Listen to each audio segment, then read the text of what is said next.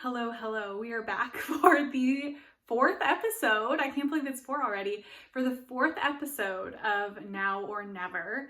This is my read it or unhaul it type of challenge. And we are picking a cube from my bookshelf and drawing randomly some books that I need to read off of that cube. And I either need to read it or I need to unhaul it. So far I have not DNF'd something and unhauled it. I have unhauled after the fact, but I haven't had any DNFs yet, even though maybe one or two I should have. So we'll see how this episode goes. We are doing this shelf up here. We're finally making it over to some of my hardback shelves. I started the first three episodes with paperback shelves, mostly because I read majority paperbacks anyway, and those are really where I need space on my shelves because I have more paperbacks coming in than hardcover. But we're going to shift over to the hardcovers because these books probably languish on my shelves a little bit more because I get them less frequently, so I'm needing to do less turnover on them. So let's show you a little close-up of that shelf so you can see what's on it, and I'll talk a little bit about my thoughts about these books. All right, here is the shelf in question, the very top right. We have less books on the shelf than some of the others just because the books are thicker. And if we're talking about the books I'm most excited to read off of here, it's definitely Two-Step Devil by Jamie Quatro. The ones that I'm nervous to read on here, there are a few. I'm really nervous about My Rest and Relaxation. I have to read this year. Well, have to. One of my friends picked 5 books off of my shelves that I'm supposed to read this year, and this is one of them. And then this I also need to do as a buddy read, Filthy Animals, in July anyway. So that would be very convenient if I picked it. I'm not putting The Refugees in the bowls because it is a sequel, and I have not read The Sympathizer yet, but I do own it, but it's on my paperback shelves. So that's the gist on this shelf. So now that you know what I'm hoping to get, what I'm not hoping to get, which honestly, every book I mentioned in a previous episode, I have not pulled. So maybe mentioning them means I'm not going to pull them. I don't know. There's some superstition, some lore going on there, but we're going to go ahead and pull the books. I have, like always, separated them out into 2 bowls. This is the audiobook bowl. This is the non-audiobook bowl, and they're almost the same. I think there's 5 and 6. And like I said, when I was showing you the shelf, there's just less books on this shelf in general because the hardcovers take up a little bit more space. So I feel nervous that there's not very many in each bowl. Whew, I'm nervous every time though. We're gonna pick the audiobook bowl first since there's one less, and we'll see how it goes. Okay, so I have one. I'm scared. Oh, I looked before. Okay, it's Exit West. Let me grab the book really quick. All right, here is Exit West. This is by Mohsin Hamid, and it's published by Riverhead Books, which is an imprint of Penguin Random House. This one, I'm not even sure of the blurb at this point anymore. I definitely got this from a thrift store. So a lot of my hardcover shelves, because the books have been on there for so long, they're back from the days that I was thrifting a lot of books. I don't often do that anymore, although very occasionally I do. So this one was definitely a symptom of, with thrifted books, if I've heard about it and maybe heard good things, I would just pick it up because it's rare for me to see a book that I've heard good things about in the genres that I like. So this one says, in a country teetering on the brink of civil war, 2 young people meet, sensual, fiercely independent Nadia and gentle, restrained Saeed. Interesting. This one got a lot of hype when it came out, and I think overall has some pretty good praise for it. I know he's come out with some books since that have sounded really interesting as well. I think he came out with The Last White Man or something like that that I was interested in a couple years ago. So short book. This is what I will be reading on audio. Exit West. Okay, I'm always blown away by the books that get chosen, and I have no idea why. Because there's only 11 options. All right, I have picked a non-audiobook. Okay. I keep looking before. Apologies.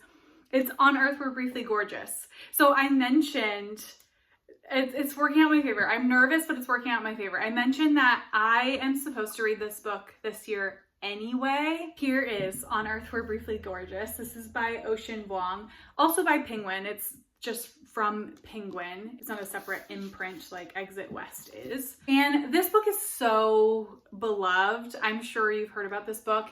Vuong is a poet, or was a poet first. They're still coming out with poetry. I do own their first collection, but I have not read it yet. So this, I've heard, has very lyrical writing, hence them being a poet, and that the format of it is a letter to his mother who cannot read. And I've heard it's very heartbreaking. The cover looks heartbreaking, honestly. So, okay, wow. I feel like these are gonna be both hard-hitting. Ooh, okay, we're doing it. So these are the two books that I have picked out to read in this next episode of Now or Never. Please let me know how you feel about the two that I pulled, and if you've read them, what you thought of them. And I will get to reading and check back in with you when I've read something. See you then. Hello, I'm gonna quickly film an update because I'm right next to a street and you might not be able to hear me very well. But I just had to walk over to the post office, and on my way over here I finished the audiobook I was currently listening to, and that means I'm going to be starting the audiobook for Exit West on my walk back. So I just wanted to pop on before I started reading for the video, and I might give a couple little clips of my walk back. It's not very pretty in the beginning, but as we get closer to the lake it will become prettier for sure. So also, you're seeing my natural hair. I'm in a thing with my natural hair right now. I am really trying to let it stay natural. I know everyone says like when you're trying to bring your curls back out, you need to not mess with it for like 2 to 3 weeks. And I have such a hard time doing that. I always give in and cave, and I normally blow dry my hair straight. So I'm trying, but send help. If you have fine curly hair, please tell me what you do to keep your natural curls. I definitely get my curly hair from my mom, and she can't really help because she has very coarse hair. I got the curls from her, but I got the fine hair from my dad. So her hair stays like beautifully full. She does rollers in her hair, and her hair can really hold that, but my texture cannot. So please tell me, how do I fix this? I'm hoping if I leave it and let it actually be curly for the full amount of time, it will look better than this. But let me know. So I'm gonna start walking back, start listening to Exit West, and we'll see how it goes.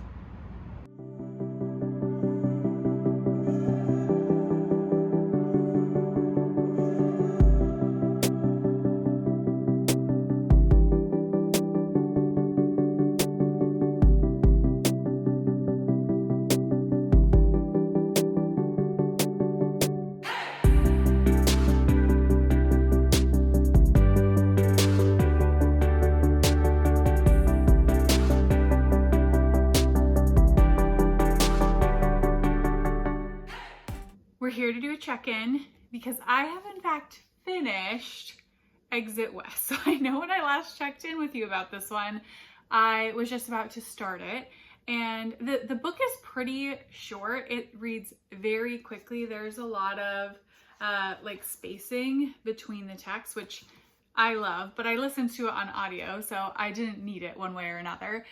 But let me tell you about Exit West. I think overall I enjoyed this book. In this book, we're following particularly a couple, although there are other periphery characters we're getting some storyline for, but we're following this couple who meet each other during a civil war, and that is the like context in which their relationship with one another, including their friendship, blooms. It's a very particular context to start a relationship with, and very quickly, you know, they both suffer some grief and some loss and end up living together with Saeed's father. So Nadia and Saeed are the couple that we're mainly following. This book is mainly about being a refugee and the systems in place for fleeing and receiving in countries. I mean, systems. Some don't have any, and most of them are very, very broken. In this way, this book really reminded me of Kim Ji-young, born 1982. I don't remember the year that she was born,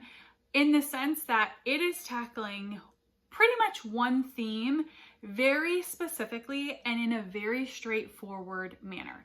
I really liked Kim Ji-young and I liked this as well, but if you don't like very straightforward stories, this might not be for you. This does have an extra element that there is a speculative twist kind of going on in here, and I think it works really well. And it's not a spoiler that there's a speculative element. It talks about that in the blurb. They're through these doors that seem to appear that allow you to go into another country. I think this book is trying to, again, tackle one thing, and I think it does it really well. It's successful in that way. And I always like books that are trying to take on a system through the lens of the individual, right? Trying to put yourself in the shoes of a single experience, which tends to be a little bit easier to put ourselves in than the experience of like a mass group of people. So I thought that did it really effectively, and it does make you connect with the characters better. And I ultimately think this book is really smart.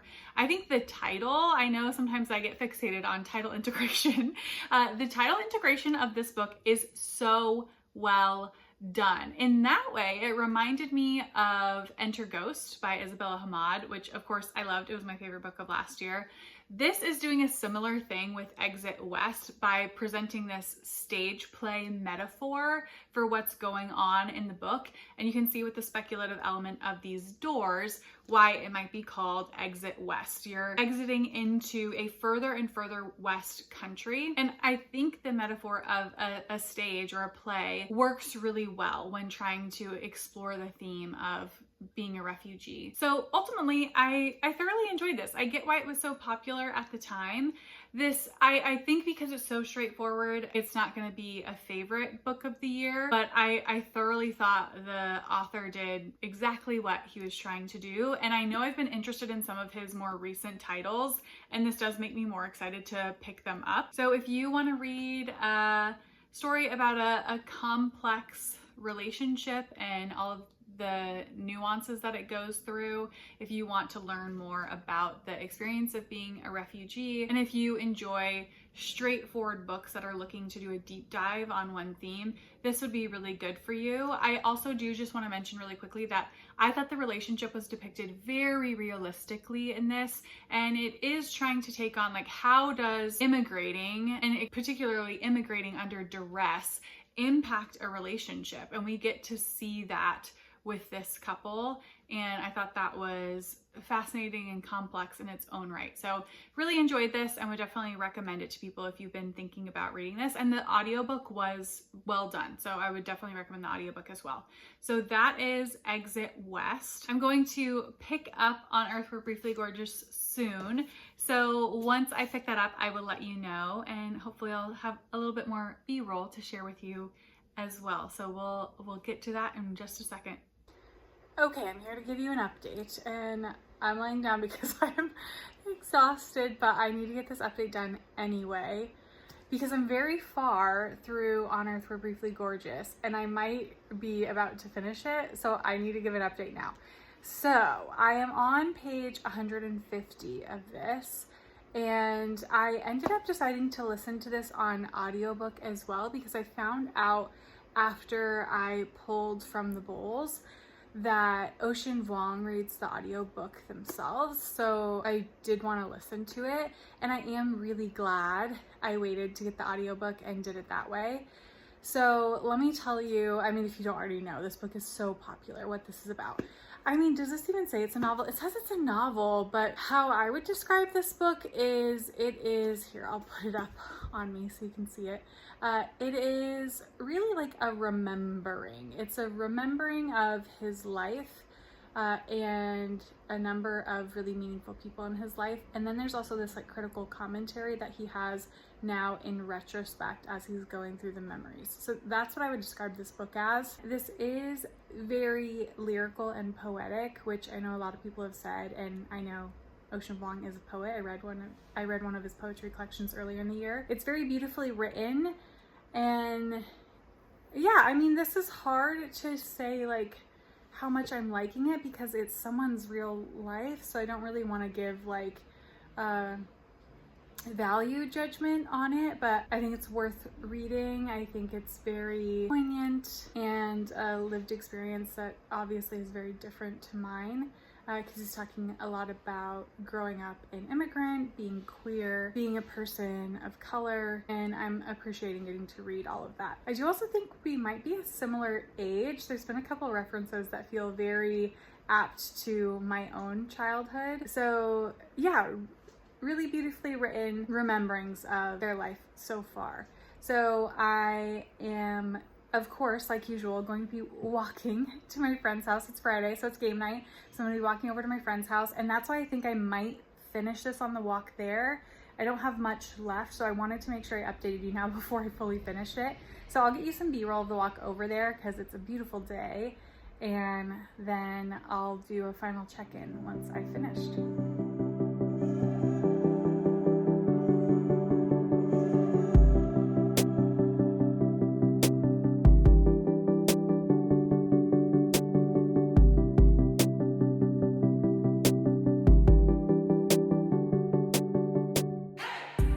Okay, we are here to wrap up this vlog, and I'm here to give you a last update. So final update is that, of course, I have finished this, On Earth We're Briefly Gorgeous, and this one, I don't know if honestly I have much more to say than what I originally did, because it is essentially like, it says it's a novel, but like I said previously, it's really a remembering of different periods of his life and him having some critical reflection upon it now. I'm not going to talk about like plot because that is nonfiction and I don't want to start commenting on someone's life, but I'll talk about the things that I feel like I can, which is the structure of the book.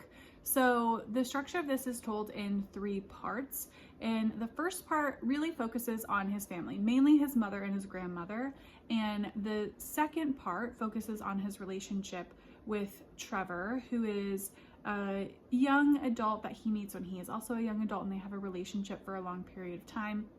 And then the third section is about a wider cast of characters. Those characters are still included, but there are others included as well. We're getting like different chunks of time. So the first one is like sort of mostly throughout childhood, then we get into his adolescence, young adulthood, and then we move into adulthood. And I thought that was an interesting way to structure the book. It allowed us to really sink deeply into some of these relationships that have been very formative for him, but then also get new meaning when you add on another section. So we got new meaning about his relationship with his mother and his grandmother when we get the Trevor section, because they show up peripherally, or you're getting his thoughts about like what they might think about something that is going on with Trevor. So I found that to be useful way to structure the book, and also the structure in which this is written as a letter, a pseudo letter to his mother who cannot read, which is why he feels emboldened to be very honest about not just the memories that he shares, but the critical eye he's reflecting about them on, because he is being critical of his mother on a number of occasions and talking about the ways that she has failed him. So structurally, I think it's very interesting. And I do think he writes very poetically. The format of the sentence structure is like slightly experimental, which again goes with the letter format. It goes with the subversion of form that poetry normally would. So we're not getting like perfectly grammatical sentences, although some are and are very beautiful. But we'll get sentences that don't grammatically technically make sense, but they add an interesting cadence to the rhythm of this. I did end up listening to this on audio. I think I might have said that. If I haven't already, sorry. I did listen to it on audio because the author himself narrates it, and I thought it was a really beautiful book to have spoken aloud. So writing structure, I think A+. Outside of that, I think this just like, it is what it is. I appreciate getting to see this author's perspective, getting to see a life perspective that's so different from my own. Ultimately, this didn't like wow me. I didn't feel the emotional punch that I would for a 5-star book. I think this is very, very solidly a 4-star. And that is where it's more subjective, right? Like a 5-star nonfiction, essentially, I would call this experimental nonfiction. I want to like be so thought-provoking or move me so deeply that it like changes something for me. And that's a high expectation to have. And it's totally fine that he didn't do that for me. But that would be the only thing I would say is like why this isn't going to be a favorite book of the year or anything like that. But so well crafted, so well done. I think very talented writer, and I can see why so many people have loved it. So that is On Earth We're Briefly Gorgeous. And these are the 2 books that we have read in this video. I hope you like this one. I hope you found it interesting. These were very different books in a lot of ways, but also both talking about what it's like to be an immigrant. And that was an interesting through line for me in this episode. And I never would have paired these 2 books together. So I really appreciate the project for like creating these interesting pairings for me. And I'm happy I finally read both of these. Both of these are keepers for me. I'm going to be keeping them on my shelves. So that's always a win as well. So let me know if you have read either of these, and if so, what you thought about them. I should be back fairly shortly with my next episode of Now or Never. So I will see you all in the next one. Bye.